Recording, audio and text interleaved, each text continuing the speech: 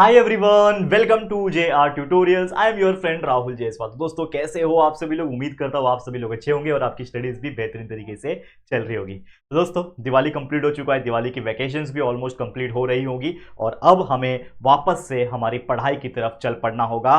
और दिवाली के बाद के जो भी चैप्टर्स होंगे, यानी mid term exam, first semester exams के बाद के जो भी चैप्टर्स होंगे उसको अच्छे से समझना पड़ेगा। एंड दैट्स व्हाई हम फिर से लेकर आ गए हमारा जो नया बैच चल रहा है, जिसमें हम आपको दोबारा से सब कुछ पढ़ा रहे हैं डिजिटल बोर्ड के ऊपर। तो उसमें हम लेकर आ गए हैं आपके 7th स्टैंडर्ड के मैथ्स का एक और न्यू चैप्टर, जिसका नाम है chapter number 9, direct and inverse proportion. जी हाँ दोस्तों, एक बेहतरीन चैप्टर। इसके पहले जैसे कि आप जानते हैं कि हमने पिछले 4-5 साल से इस चैनल को कंटिन्यूस मेहनत करके चला रहे हैं, तो हमारे पहले के जो वीडियोस है, जो व्हाइट बोर्ड पे हमने रिकॉर्ड किए, वो सारा चैप्टर्स अवेलेबल है। मतलब अगर आप साइंस पढ़ रहे हो, मैथ्स पढ़ रहे हो, एसएसटी पढ़ रहे हो, तो आपके पूरे स्टैंडर्ड के लिए हर एक सब्जेक्ट के चैप्टर्स के lecture by lecture videos already available है व्हाइट बोर्ड के। तो वो वीडियोस आप देख सकते हो, आगे के चैप्टर्स भी देख सकते हो, पहले के चैप्टर भी देख सकते हो, लास्ट चैप्टर देखना है तो अभी भी देख सकते हो। लेकिन जो न्यू वीडियोस बन रहे हैं, इसके वीडियोस भी जरूर से देखें, ताकि आपको एक बेहतरीन क्वालिटी के वीडियोस देखने मिले और अपने दोस्तों को भी शेयर करके जरूर से बताएं हमारे इस मेहनत के बारे में। ठीक है, तो चलिए शुरुआत करते हैं आज के इस लेक्चर की। तो डायरेक्ट एंड इनवर्स प्रोपोर्शन ये एक्चुअल में है क्या?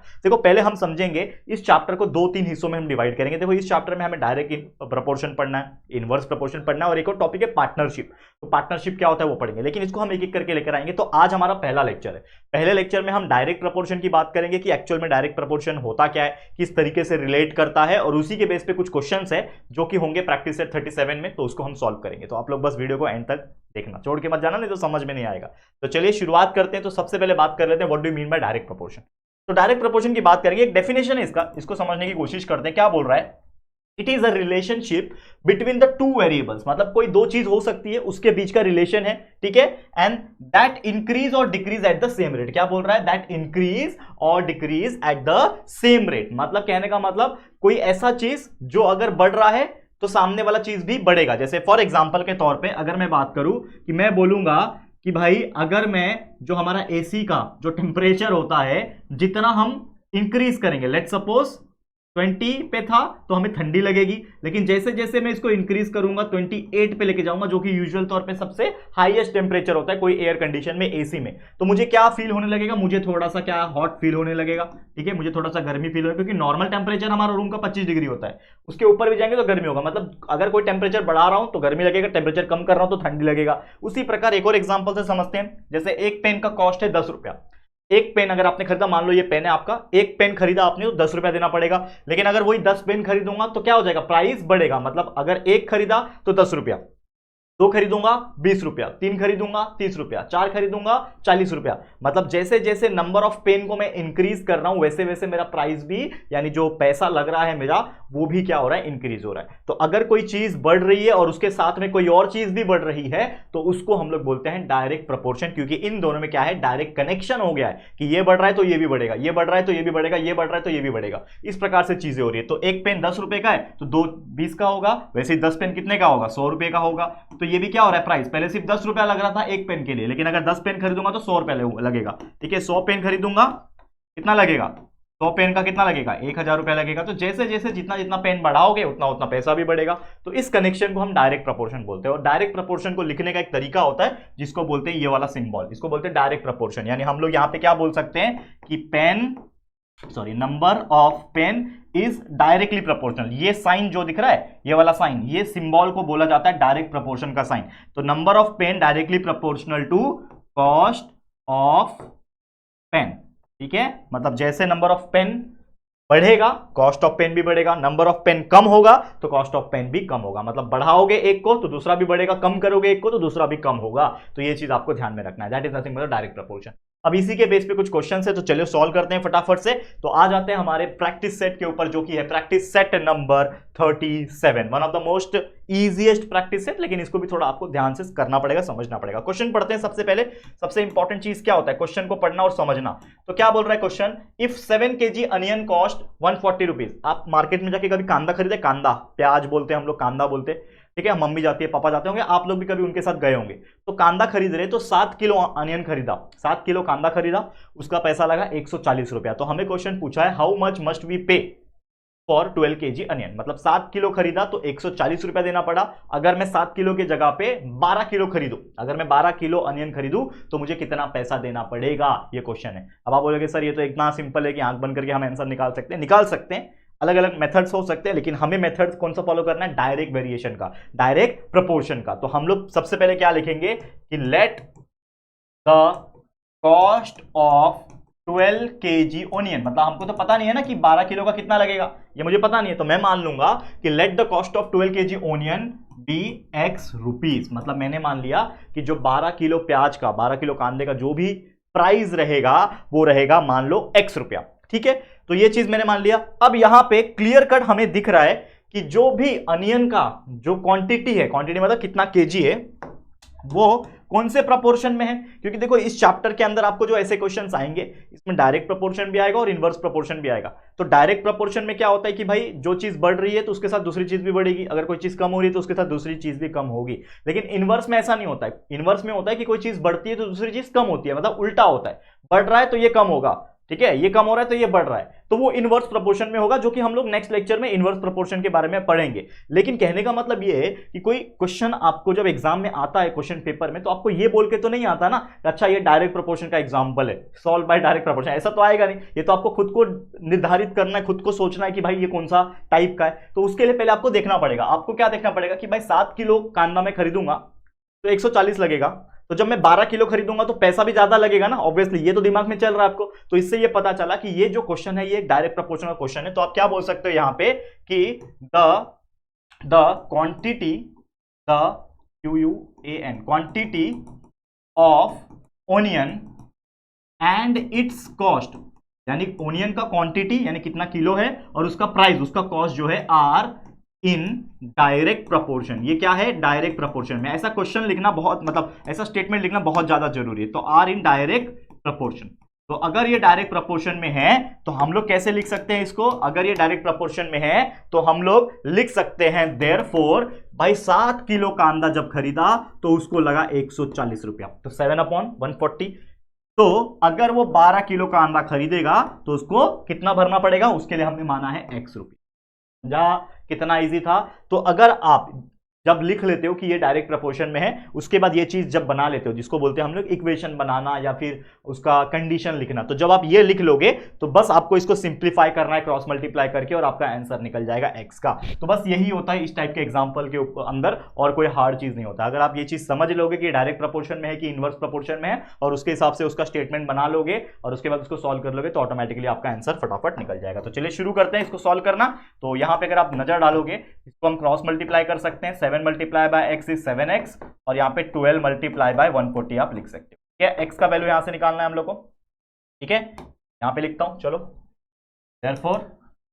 देयरफॉर हमें क्या निकालना है, x का वैल्यू निकालना है। तो ये 12 मल्टीप्लाई बाय 140 जो था उसके नीचे आ जाएगा 7, क्योंकि 7 और x क्या है, अगर आप देखोगे तो 7 और x के बीच में मल्टीप्लीकेशन होता है, तो मुझे सिर्फ x का वैल्यू निकालना है। तो ये 7 जो x के साथ मल्टीप्लाई में है उसको इक्वल के उस साइड भेजूंगा, यानी 12 और 140 के पास भेजूंगा, तो ये 7 नीचे चले जाएगा उनके, यानी डिवाइड में चले जाएगा, तो डिवाइड बाय 7 हो जाएगा। अब आप देखो 7 1 जा 7 होता है, 7 2 जा 14 होता है, और ये 0 भी कट होके 0 यहाँ पे आ जाएगा। फिर आपको पता ही है 12 मल्टीप्लाई बाय 2 करूंगा तो 12 2 जा होता है 24, ठीक है, और ये 0 उसके साथ लग जाएगा, तो x इज इक्वल टू आ गया 240। लेकिन x को हमने क्या माना था, x को माना था कॉस्ट ऑफ 12 kg ओनियन। तो हम लोग लास्ट में एक स्टेटमेंट लिखेंगे, क्या लिखेंगे, therefore the cost of 12 kg onion, the cost of 12 kg onion is 240 रुपये। खत्म कहानी। मतलब जब 7 किलो कांदा खरीदा तो उसको 140 रुपया लगा, लेकिन 12 किलो कांदा जब खरीदेगा तो उसको कितना भरना पड़ेगा, 240 रुपया भरना पड़ेगा। तो इस तरीके से हम ऐसे क्वेश्चन को सॉल्व करते हैं और निकालते हैं। क्लियर? तो उम्मीद करता हूं आपको ये क्वेश्चन समझ में आ गया होगा, जो कि बहुत ज्यादा सिंपल था। अब चलते हैं हमारे अगले टाइप के एग्जाम्पल। नेक्स्ट एग्जाम्पल क्या है इसको समझते हैं। चलो देखो क्वेश्चन को रीड करो पहले। क्या बोल रहा है, if 600 rupees by 15 bunches of feed. Feed का मतलब होता है चारा, तो हम लोग गाय भैंस को चारा खिलाते हैं ना, चारा होता है आपको पता है, तो उसको फीड कहा जाता है। तो if 600 rupees by 15 bunches of feed, bunches मतलब गुच्छा, जैसे आपने देखा होगा कि बहुत सारे जहां पे डेयरी फार्म्स होते हैं जहां से दूध निकाला जाता है, देखो ना वो उसको क्या बोलते हैं, तबेला, तबेला बोलते हैं हिंदी में। तो तबेला जो होता है वहां पे गाय भैंस को पाला जाता है और उनका दूध निकाला जाता है, फिर दूध वाला दूध सप्लाई करता है सबके घर पे, तो उनको चारा खिलाना पड़ता है। तो ऐसे बंचेस यानी गुच्छे में ऐसे चारा होते हैं, बांध के रखा जाता है। तो अगर 600 रुपए में 15 बंचेस चारा खरीद सकता है, तो हमें क्वेश्चन पूछा है हाउ मेनी विल 1280 रुपीज यानी 1280 रुपया बाय, मतलब 600 रुपए में 15 आया तो 1280 में कितना आएगा, ऑब्वियसली ज्यादा आएगा भाई, 600 रुपए में 15 आ रहा है तो 600 का डबल है 1200 लगभग, तो उसका डबल आएगा यानी 15 से ज्यादा, 15 का डबल मतलब 30 के आसपास या फिर 30 से थोड़ा ज्यादा आएगा। तो हम लोग को ये समझ में आ गया कि ये जो एग्जांपल दिया है वो क्या है, डायरेक्ट प्रपोर्शन का, यानी अगर प्राइस बढ़ाऊंगा तो नंबर ऑफ बंचेस भी इंक्रीज होंगे। तो ये हम लोग को समझ में आ गया। तो सबसे पहले जो चीज है वो लिखो, क्या लिखेंगे हम लोग यहाँ पे, क्या लिखेंगे बच्चा कि लेट, जो हम लोग को निकालना है क्या लिखेंगे, हाउ मेनी 1280 ना, तो let 1280 rupees by x bunches of feed, मतलब 1280 में एक्स बंचेस आएंगे। ठीक है, ओके। अब यहां पे देखोगे तो हमें बोल रहा है कि 600 रुपए में 15 बंचेस आए, तो हम लोग बोल सकते हैं here cost of bunches of feed and number of bunches of feed, क्या है ये लोग, feed are in direct proportion, ये लिखना जरूरी है। जैसे मैंने बोला ये क्या है, डायरेक्ट प्रपोर्शन में है, तो अगर ये डायरेक्ट प्रपोर्शन में है तो हम क्लियर कट क्या बोल सकते हैं, देयरफॉर जब मुझे 600 रुपए में 15 बंचेस मिले तो 1280 में कितने मिलेंगे, एक्स मिलेंगे। तो हमने क्या लिखा, क्वेश्चन बना लिया, क्वेश्चन मतलब जो स्टेटमेंट है उसको हमने बना लिया, और जब ये बना लिया तो बस आपको सिंपली क्या करना है, इसको सॉल्व करना है और आपका एक्स का वैल्यू जो है वो निकाल लेना है। तो चलो सॉल्व कर लेते हैं फटाफट से, इसको सॉल्व करो। देखो क्या हो जाएगा, cross multiplication 600 multiply by x हो जाएगा is equal to 1280 multiply by 15 हो जाएगा। हमें चाहिए एक्स का वैल्यू बच्चा, तो 1280 multiply by 15 whole divided by 600, नीचे आ जाएगा 600 डिवाइड में आ जाएगा। अगर आप देखोगे तो इसका एक जीरो कैंसिल हो जाएगा, 15 के टेबल में 15 1 जा 15 4 जा 60 होता है, नीचे 4 बच रहा है। अगर आप देखोगे तो 4 भी कट हो जाएगा, कैसे कट हो जाएगा, देखो 4 1 जा 4 हो जाएगा और 4 3 जा 12 और 4 2 जा 8, मतलब आया 32। तो देयरफॉर हम लोग बोल सकते हैं कि x का वैल्यू सॉल्व करने के बाद क्या आ गया, 32 आ गया। लेकिन x को हमने क्या माना था, x को हमने माना था, कहां गया, x माना था x बंचेस ऑफ फीड, तो क्या है, हम लोग बोल सकते हैं देयरफॉर, स्टेटमेंट लिखो, therefore 1280 rupees by, therefore 1280 rupees by 32 bunches of, जो 600 रुपया था, 600 रुपए में 15 मिल रहे थे, तो 1280 में कितने मिल रहे, 32। और मैंने आपको सॉल्व करने के पहले ही बता दिया था अंदाजा कि 30 के आसपास, 30 की थोड़ा से ऊपर होंगे, तो ऑब्वियसली आ रहे हैं 32। तो ये डायरेक्ट प्रपोर्शन का ये एग्जांपल है, इस तरीके से सॉल्व किया जाता है। तो उम्मीद करता हूं ये क्वेश्चन भी आपको बहुत अच्छी तरीके से समझ में आ गया होगा। चलते हैं अगले एग्जाम्पल। नेक्स्ट एग्जाम्पल क्या है, चलो ध्यान देना है, क्वेश्चन नंबर 3, इसको पढ़ो, क्या बोल रहा है, क्वेश्चन समझो, क्या बोल रहा है कि यहां पे क्या बोल रहा है, फॉर 9 काउस, 9 गाय हैं और उनको 13 kg 500 ग्राम, मतलब 13.5 kilo of food supplement are required everyday. Obviously गाय है तो गाय को खाना खिलाना पड़ेगा, सप्लीमेंट देना पड़ेगा, जो भी है। तो 9 गाय के लिए 13.5 किलो फूड सप्लीमेंट हर दिन लगता है, रिक्वायर्ड एवरी डे। तो हमें क्वेश्चन पूछा in the same proportion how much will be needed for 12 का, यानी कि अगर 9 गाय थी तो 13.5 ग्राम लग रहा है, तो उसके जगह पे अगर 12 गाय होती तो कितना लगता, ऑब्वियसली ज्यादा लगता। 9 गाय के लिए 13.5 लग रहा है, तो अगर मैं गाय को बढ़ा दूंगा, नंबर ऑफ गाय बढ़ गए, यानी 9 से 12 गाय हो गए, तो ऑब्वियसली मेरा जो चारा या फिर सप्लीमेंट जो लग रहा था वो भी तो बढ़ेगा। तो अगर एक चीज बढ़ रहा है तो दूसरा चीज भी बढ़ रहा है, तो इसका मतलब क्या, ये डायरेक्ट प्रपोर्शन में। तो सबसे पहले हम लोग लिखेंगे कि लेट द फूड सप्लीमेंट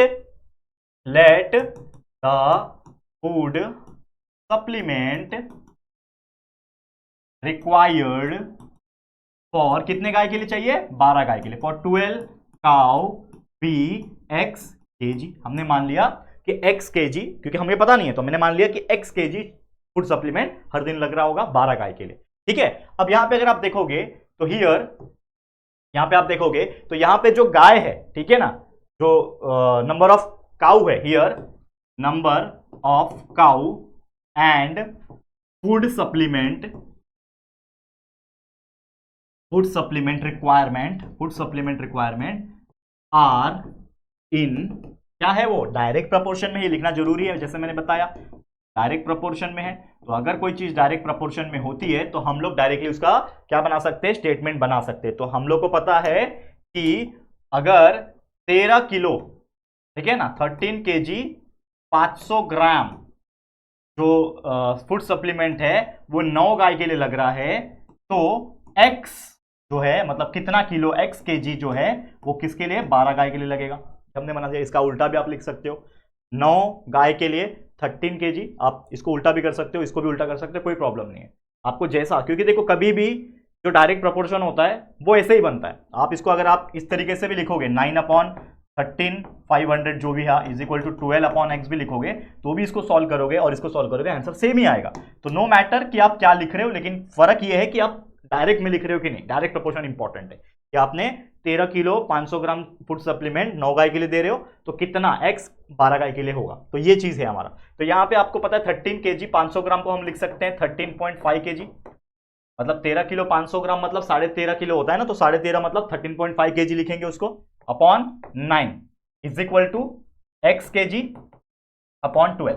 अब ये kg लिखने की जरूरत नहीं, अब डायरेक्टली इसको सॉल्व करते हैं। यहाँ पे देखो तो ये हो जाएगा 13.5 whole divided by 9 is equal to x upon 12। इसको अगर सॉल्व करेंगे, क्रॉस मल्टीप्लाई करते हैं बच्चा, तो यहाँ पे क्या हो जाएगा 13.5 मल्टीप्लाई बाय 12 हो जाएगा is equal to x multiply by 9 हो जाएगा। हमें x का वैल्यू चाहिए, 9 इधर आ जाएगा, तो 13.5 multiply by 12 whole divided by 9 और उधर बच जाएगा x। तो सॉल्व कर लो, 3 के टेबल में जाएगा, 3 4 जा 12 होता है, 3 3 जा 9 होता है। ठीक है, समझ में आया? ओके, अब यहाँ पे 3 1 जा 3 हो जाएगा, इसको भी कट करो, 3 4 जा 12, ठीक है, 15 बचा, 3 5 जा 15 मतलब 4.5 आ जाएगा। 4.5 मल्टीप्लाई बाय 4, तो therefore x is equal to कितना हो जाएगा 4.5 multiply by 4 that will be equal to 4 4 16, 16 और 2 18, 18 आ जाएगा। बराबर बराबर, कैलकुलेट करके देख लो। तो आपका जो यहाँ पे 9 गाय जो है वो 13 किलो कर रहे हैं, तो हम लोग को इससे समझ में आ गया कि x का जो वैल्यू है, देयरफॉर आप लिखो therefore x is equal to 18। तो x एक्चुअल में मैंने क्या माना है 12 काउ के लिए, तो हम लोग बोल सकते हैं देयरफॉर द फूड सप्लीमेंट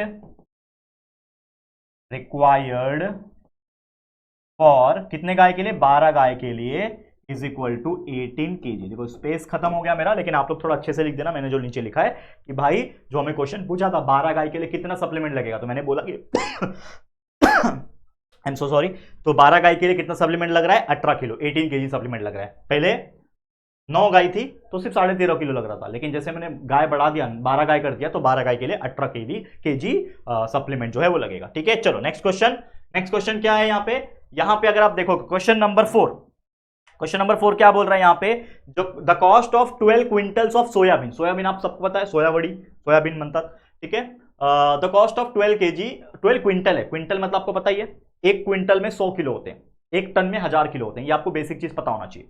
तो 12 क्विंटल सोयाबीन का जो कॉस्ट है, जो प्राइस है वो 36,000 रुपया है। ठीक है, हमने क्वेश्चन पूछा है how much will it 8 quintal cost, यानी कि 12 क्विंटल का 36,000 है तो 8 क्विंटल का कितना हो जाएगा। तो पहले 12 किलो था उसका 36,000 लग रहा है, अब 8 किलो है मतलब उससे कम किया उसने, तो ऑब्वियसली प्राइस भी कम होगा, सीधी सी बात है। तो यहाँ पे कोई चीज बढ़ता है ये भी चीज बढ़ता है, अगर कोई चीज कम होता है तो कोई चीज कम होता है, तो भी वो क्या होता है डायरेक्ट प्रोपोर्शन में ही होता है। करेक्ट है। सबसे पहले हम लोग क्या लिखेंगे कि let the cost of 8 quintal, let the cost of 8 quintal soybean is equal to x rupees. हमने मान लिया कि जो सोयाबीन का 8 क्विंटल सोयाबीन का जो कॉस्ट है वो x रुपए है। अब एक और चीज है कि तो cost of soybean and quantity of soybean क्या है, ये लोग आर इन डायरेक्ट प्रोपोर्शन, ये भी क्या है डायरेक्ट प्रोपोर्शन में है। तो अगर कोई चीज डायरेक्ट प्रोपोर्शन में होती है तो सीधा सीधा हम लोग क्या लिख सकते हैं बच्चा, लिख सकते हैं हम लोग कि भैया the cost of 12 quintal soybean का कितना लग रहा है 36,000 लग रहा है। ठीक है, 12 क्विंटल का 36,000 लग रहा है, तो 8 क्विंटल का कितना लगेगा x लगेगा। समझ में आया? तो हम लोग ने क्या बना दिया, स्टेटमेंट बना दिया, जो कि एक क्या है हमारा मैथमेटिकल स्टेटमेंट है। चलो अब इसको सॉल्व कर लेंगे, बाकी हमारा कुछ नहीं आंसर आ जाएगा। चलो कोई दिक्कत नहीं, ठीक है। चलो सॉल्व कर लो, cross multiply 12 multiply by x, 12 multiply by x is equal to 8 multiply by 36,000। कोई मैंने इधर 1000 नहीं लिखा है, 3600 लिख दिया गलती से। 36,000 है ना, देखो 36,000। देखिए क्रॉस चेक कर लेते हैं, 36,000 है कि हाँ 36,000 ही है। ठीक है, समझ में आया। चलो अब सॉल्व कर लेते हैं। हमें क्या चाहिए बच्चे, यहां से हमें चाहिए x का वैल्यू, तो x will be equal to 8 multiply by 36,000 whole divided by ये 12 जो मल्टीप्लाई में था नीचे आके डिवाइड कर लेगा। ठीक है, अब आप देखोगे तो 12 के टेबल में 12 1 12 होता है बराबर, और 12 3 36 होता है। ठीक है, ये कट गया 36 और 1 2 3 0 है, तो 1 2 3 0 इसके पास आ जाएंगे। अब 8 मल्टीप्लाई बाय 3 होता है 24, तो हम लोग लिख सकते हैं therefore x is equal to 8 multiply by 3000 and therefore x का जो वैल्यू आ गया वो आ गया 8 3 24 और 1 2 3 0 रुपीज लगा दो आगे, तो हमारा x का वैल्यू आ गया। x क्या माना है हमने, 8 क्विंटल सोयाबीन का कॉस्ट। तो हम लोग क्या लिखेंगे, therefore the cost of 8 quintal, the cost of 8 quintal soybean is equal to 24,000। समझ में आया। तो जब पहले 12 किलो 12 क्विंटल, बार बार किलो निकल रहा है मुंह से, 12 क्विंटल सोयाबीन जब खरीदा उसने तो 36,000 देना पड़ा, लेकिन अब वो 8 किलो 8 क्विंटल ही खरीद रहा है, तो 8 क्विंटल का कितना लग रहा है उसको, 24,000 कम लग रहा है। ठीक है, समझ में आया। तो इस तरीके से ऐसे क्वेश्चन को सॉल्व किया जाता है और उम्मीद करता हूं आपको ये क्वेश्चन बहुत अच्छे से समझ में आ गया होगा। चलिए एक आखिरी एग्जांपल है इस प्रैक्टिस सेट का, उसको भी कराते हैं। जैसे कि आप जानते हैं कि हम लोग ऑलमोस्ट 99% चीजें आपको करा रहे हैं, 1% इसलिए छोड़ रहा हूं क्योंकि वो भी आपको प्रैक्टिस दे, और सेम टाइप के एग्जांपल होते तो हम छोड़ देते हैं। लेकिन अगर आप देखोगे पिछले लगातार हम जो मेहनत कर रहे हैं, खासकर न्यू जो डिजिटल बोर्ड के ऊपर न्यू बैच जो हम पढ़ा रहे हैं, उसमें सारे के सारे प्रैक्टिस सेट के एग्जांपल्स हम करा रहे हैं ताकि हर बच्चे को कोई तकलीफ ना हो। ठीक है, चलो यहाँ पे एक आखिरी क्वेश्चन है, इसको समझो। पहले क्वेश्चन क्या बोल रहा है कि 2 mobile cost 16,000 rupees. 2 mobile phone खरीदा, सस्ता है यार, कौन सा मोबाइल है भाई। 2 मोबाइल फोन खरीदा 16,000 रुपए का। How much money will require to buy 13 such mobile. भाई 2 खरीद रहे हो तो 16,000 लग रहा है, जब 13 मोबाइल खरीदोगे तो पैसा भी ज्यादा लगेगा, तो नंबर ऑफ मोबाइल बढ़ा रहे हो तो पैसा भी बढ़ रहा है, मतलब क्या है ये, डायरेक्ट प्रपोर्शन है। तो सबसे पहले लिखोगे let the price of 13 mobile be x. ठीक है, प्राइस मत लिखो, कॉस्ट लिखो, कॉस्ट थोड़ा अच्छा लगता है लिखने में। Let the cost of 13 mobile be x rupees. हम लोग क्या बोल सकते हैं, 13 मोबाइल का एक्स रुपीज उसका कॉस्ट है, रुपीज लिख दिया करो। ठीक है, अब वही स्टेटमेंट कि भैया जो नंबर ऑफ मोबाइल है, द नंबर ऑफ मोबाइल मतलब कितने नंबर ऑफ मोबाइल है, and it's cost, and it's cost मतलब कॉस्ट ऑफ मोबाइल और नंबर ऑफ मोबाइल दोनों क्या है, डायरेक्ट प्रपोर्शन में, तो लिखो आर इन डायरेक्ट प्रपोर्शन। तो ये लोग क्या है, डायरेक्ट प्रपोर्शन में है, तो हम लोग बोल सकते हैं भाई देयरफॉर पहले 2 मोबाइल खरीदा, उसका प्राइस है 16,000। ठीक है, बाद में बोल रहा है कि 13 मोबाइल खरीदो, उसका प्राइस कितना रहेगा, एक्स रहेगा। ये हमारा क्या बन गया, मैथमेटिकल स्टेटमेंट बन गया। बस इसको सॉल्व कर लो, क्रॉस मल्टीप्लाई करेंगे इसको हम लोग। ठीक है 2 मल्टीप्लाई बाय एक्स हो जाएगा is equal to 13 multiply by 16,000 हो जाएगा। ठीक है, आगे सॉल्व कर लो। हम लोग को x का वैल्यू चाहिए, तो therefore x will be equal to what, ये 2 नीचे आ जाएगा, तो 13 मल्टीप्लाई बाय 16,000 डिवाइड बाय 2। अब देखो 2 के टेबल में जाएगा, 2 1 2 होता है।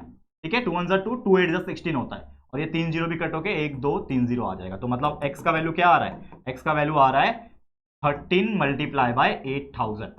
ठीक है, अब 13 को 8 से मल्टीप्लाई करो, तो 13 8 का कितना होता है, 114। करेक्ट, 13 मल्टीप्लाई बाय 114 होता है, 14 होता है, 104 होता है। 13 5 65, 13 6 78, 13 7 91, 13 8 104, 104 होता है। देखो टेबल याद रखना बहुत जरूरी है।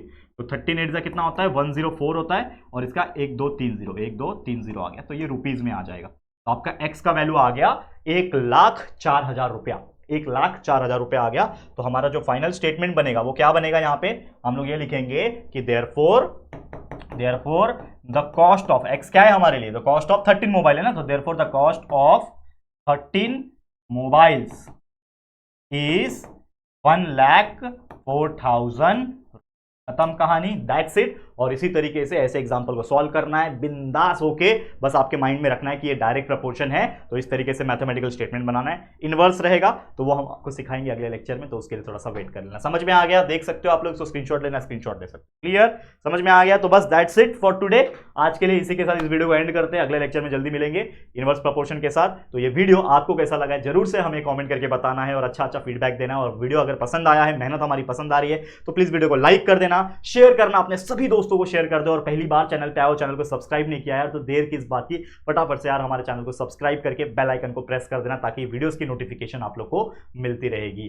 ठीक है फ्रेंड्स, तो चलो जल्दी मिलेंगे फिर एक और नई वीडियो में। तब तक के लिए thank you and good bye.